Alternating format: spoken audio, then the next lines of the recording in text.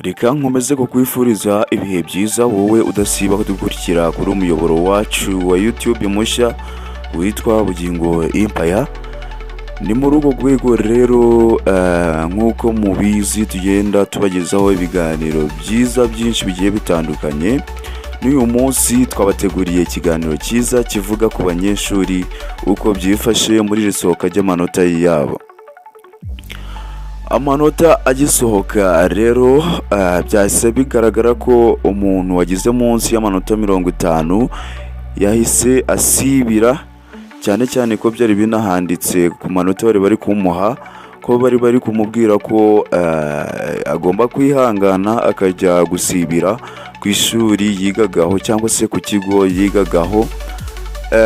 Ni ibintu byatunguranye cyane kuko abanyeshuri benshi ntayo bagize. Nk'uko byumva nawe, amanota 50% si amanota ya buri muntu wese, cyane cyane ko binatunguranye, usibye ko byari byanamanjije kuba mu banyeshuri bize mu wa gatandatu uriya mwaka ushize, abakoze ikizamini cya leta cy'umwaka wabanjirije uyu. Byaragaragaye ko nta muntu wabonye diplome ataragize amanota 50 kuzamura. Ni muri urwo rwego kandi ni nako byagenze muri O level ndetse no mu wa gatandatu primaire. Byaje kugaragara ko buri muntu wese utagize amanota 50 uwo yasibiye ari gusabwa kujya gusubira ku kigo yizeho kugira ngo asibire. Ni ibintu rero bikomeye cyane bitigeze kubaho, ndakeka ko bitigeze kubaho mu mateka y'ibizamini bya leta. Ibi bintu biratunguranye cyane. Abanyeshuri rero bakaba bafite amarira menshi, aho umuntu ajya atembera cyangwa se yahura n'abagenzi be bakoze ibizamini nabo akumva amakuru uko byifashe. Hari n'uwo uri kubaza akakubwira ko wenda hari ibi babikoze kugira ngo batungure abantu, ariko amanota bakazagera nyuma bakayagabanya babonye ko abanyeshuri batsinze ari bakeya. Ariko ntabwo twabimenya twebwe ko aya manota bafatiyeho bazagera igihe bakayamanura. Wenda nk'urugero bagafatira nko kuri 40 cyangwa se 45 gutyo, kugira ngo abanyeshuri badakomeza kugenda babura cyane. Ibyo rero twebwe ntabwo twabimenya.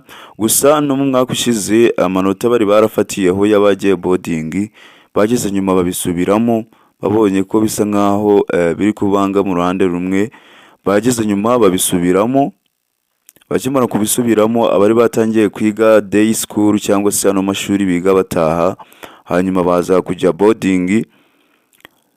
Ntabwo rero twebwe twapfa tubimenye, keretse wenda hari dukurikiranye tukamenya mu burezi uko byaba byifashe. Ariko ikintu kigomba kumenywa bidasubirwaho ko ni ukuvuga ko amanota y'ibizamini bya leta iyo yasohotse aba yasohotse. Niyo waza gutsinda nyuma amanota bayagabanyije, ariko kaba kaciyeho ko watsinzwe, biba byarangiye kuvugwa ko watsinzwe ikizamini cya leta. Ariko ntabwo rirarenga. Niba wanasibiye cyangwa se utagiye boarding nk'uko niba wabyifuzaga, turagusaba kwihangana. No kwihangana niko bigenda, ariko wanajya no gusubiramo ku kigo wizeho, hanyuma umwaka utaha ukazaza amanota uri kuyagira neza nta kibazo. Gusa ntitwabura kuvuga ko ibi ngibi byababaje kandi bigatungura abantu benshi rwose. Mu banyeshuri bakoze uri kumuganiriza akumva nta courage, boarding noneho biriya abanyeshuri bajyaga boarding ari benshi, ubu ngubu ho sinzi uko bizaza kugenda. Abanyeshuri batsinzwe cyane, n'amarira ni menshi, amaganya uri kumva bari kugenda baganya, amanota bafatiyeho ari menshi. Ni ibibazo ariko niko biba bigomba kugenda kugira ngo umunyeshuri agaragaze neza ko yize. Nta kundi twabigenza, niko ibintu biba byifashe. Gusa nk'uko twe twanabibabwiye mu biganiro duherutse gukora bibiri, ibiganiro bivuga ku bijyanye n'uburezi n'ubundi, turi kubabwira uburyo amanota 50% ariyo bari kuzafatiraho. Ndagira ngo murabyiboneye rero ko ibyo twababwiraga ari byo. Bafatiye ku manota 50%, nuko twari twarababwiye ko amanota atazongera gutondekwa mu byiciro.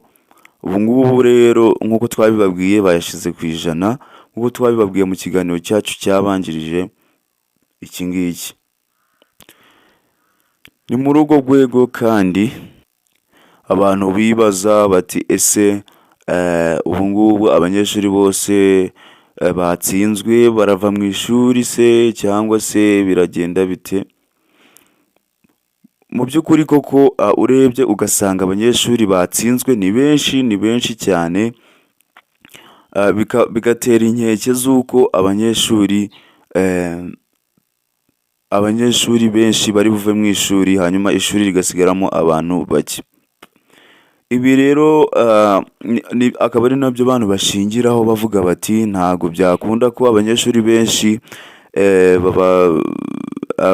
benshi babakura mu ishuri kandi bigaga, ariko nta kundi twabigenza, niko ibintu biba byubakitse. Abanyeshuri benshi ubwo utarashobora gusibira